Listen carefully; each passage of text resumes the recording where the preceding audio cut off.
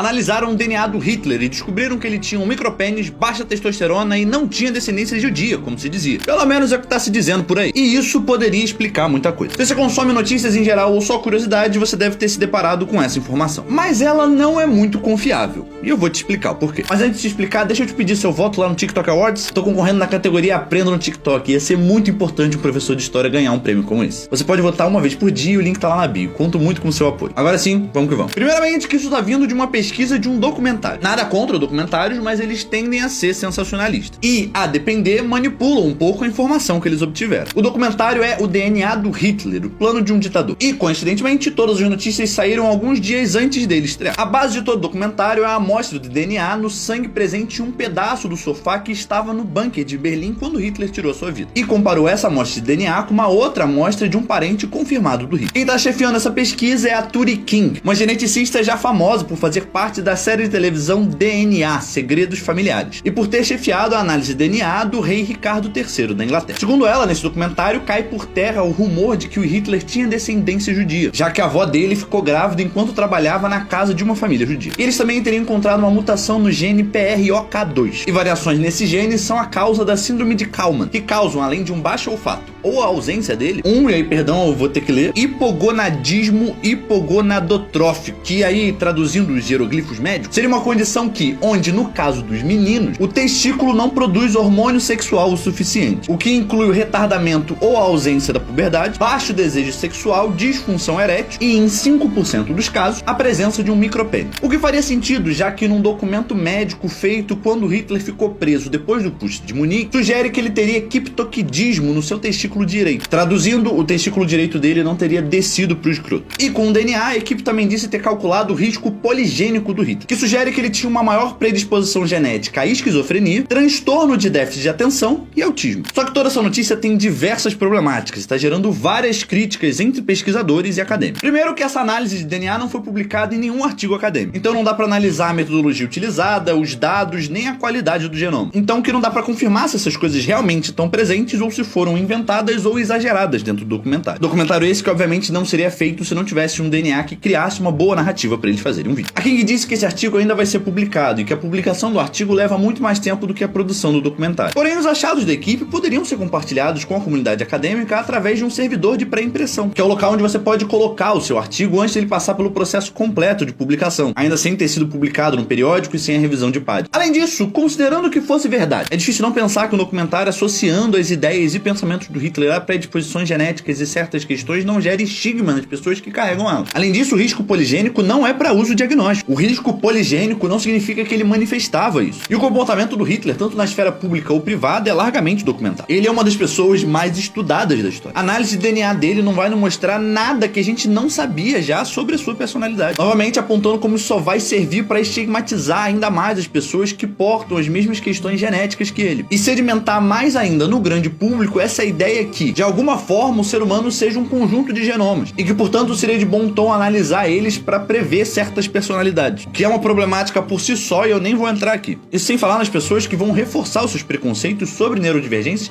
e questões psiquiátricas que estavam no risco poligênico dele e que, portanto, nem significava que ele possuía. Todo mundo tem diversos riscos poligênicos para muita coisa, mas isso não significa que você seja portador ou tenha aquelas coisas. Você só é mais provável de desenvolver. E para fechar as críticas, digamos que, e a gente sabe que não, Hitler tivesse tudo que tem risco poligênico e as questões dele hormonais ditassem o seu comportamento e as suas ideias e fosse isso a explicação do porquê ele era nazista e quis levar a cabo alguns genocídios e foi o estopim de uma guerra mundial. O resto da Alemanha e de boa parte do mundo não tinha o mesmo DNA que ele. Uma análise dessa não quer dizer nada sobre o fenômeno que faz Hitler ser Hitler. Liderar um movimento perigoso e cruel de milhões de pessoas e que se perpetua até os dias de hoje. E é isso que, pelo menos na minha percepção, é o grande incômodo que desperta o medo nas pessoas e que faz elas buscarem incessantemente por algum elemento fora do padrão do Hitler que justifique tudo o que aconteceu, em vez de aceitar o que é verdadeiramente assustador no nazismo. Ele foi levado a cabo por pessoas comuns, como eu e você, e por isso mesmo pode voltar. E, na verdade, volta. E no caso do Brasil, tá voltando. O Brasil, que foi o país com mais números de membros no partido nazista fora da Europa, teve aumento dos núcleos neonazistas de 2019 a 2022 de 270%. E no ano passado, o Conselho Nacional de Direitos Humanos levou a questão para a ONU, num relatório que classifica o crescimento do nazismo no país como alarmante. Qualquer análise da personalidade do Hitler é inútil e traz somente uma falsa sensação de segurança. E na verdade nos atrapalha na luta real contra o nazismo, que é perceber que ele é um elemento que está presente nas pessoas comuns. E por isso é perigoso. Viu alguma coisa parecida com a notícia que eu te mostrei no começo do vídeo? Saiba que é propaganda para alguma outra coisa e quer prender a sua atenção. E isso às custas de ajudar o nazismo a se propagar, já que ele atrapalha a combater o nazismo como deveria ser combatido. Que é não fazendo as pessoas entenderem o que ele é de verdade. Mas enfim, se você gosta de história, aproveita e segue a gente aí.